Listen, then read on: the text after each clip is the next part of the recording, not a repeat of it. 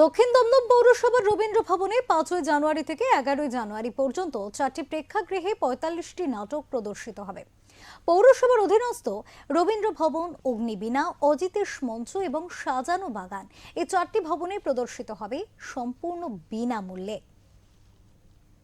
শীতের মৌসুমে নাট্যপ্রেমীদের জন্য সুখবর। দমদম রবীন্দ্র ভবনের 4টি প্রেক্ষাগৃহে শুরু হয়ে গেল নাট্য প্রদর্শন। রবীন্দ্র ভবনে দমদমের সাংসদ সৌগত রায় এবং বিশিষ্ট নাট্য ব্যক্তিত্ব কুন্তল মুখোপাধ্যায়ের উপস্থিতিতে প্রদীপ প্রজ্বলন করে এই নাট্য উৎসবের শুভ সূচনা হয়। নাট্য উৎসব হচ্ছে 11 তারিখ অবধি চলবে। 45টা নাটক দেখানো হবে 4টে আলাদা মঞ্চে। এটা খুব বলিষ্ঠ একটা প্রচেষ্টা।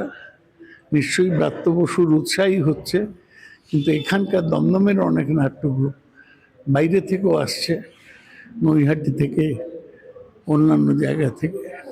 খুব বড় ব্যাপার। উপস্থিত ছিলেন পৌরপিতা প্রদীপ মজুমদার, সুরজিৎ রায়চৌধুরী এবং এই নাট্য উৎসবের মূল উদ্যোক্তা 11 নম্বর ওয়ার্ডের পৌরপিতা মৃন্ময় দাস। রাজ্যের বিভিন্ন প্রান্ত থেকে নাটকের দল তারা পৌরসভার 4টি প্রেক্ষাগৃহে নাটক মঞ্চস্থ করবেন।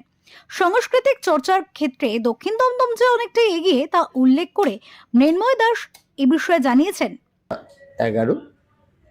5 থেকে 11ই জানুয়ারি আমাদের টোটাল 45টা নাটক, আমাদের 4টে প্রেক্ষাগৃহ, একটা হচ্ছে রবীন্দ্র ভবন, একটা হচ্ছে আমাদের পাশেই অগ্নিবীণা আছে, আর একটা হচ্ছে আমাদের অজিতেশ মঞ্চ, আর একটা হচ্ছে আমাদের নতুন 15 নম্বর ওয়ার্ডে কি সাজানো বাগান। এই 4টে প্রেক্ষাগৃহেই আমাদের এই 45টা নাটক অনুষ্ঠিত হবে। দক্ষিণ দমদম পৌরসভা সবাই জানে সাংস্কৃতিক চর্চার দিক দিয়ে প্রথম দিনই রবীন্দ্র ভবনে প্রচুর মানুষের সমাগম হয় এই নাটক দেখতে। বাংলার নাটক যাতে অন্ধকারে হারিয়ে না যায় সেজন্য প্রতি বছরের মতো এবছরও দমদমের রবীন্দ্র ভবনে অনুষ্ঠিত হচ্ছে এই নাট্য উৎসব। প্রথম দিনে মিছিল নামক নাটকটি প্রদর্শিত হয়।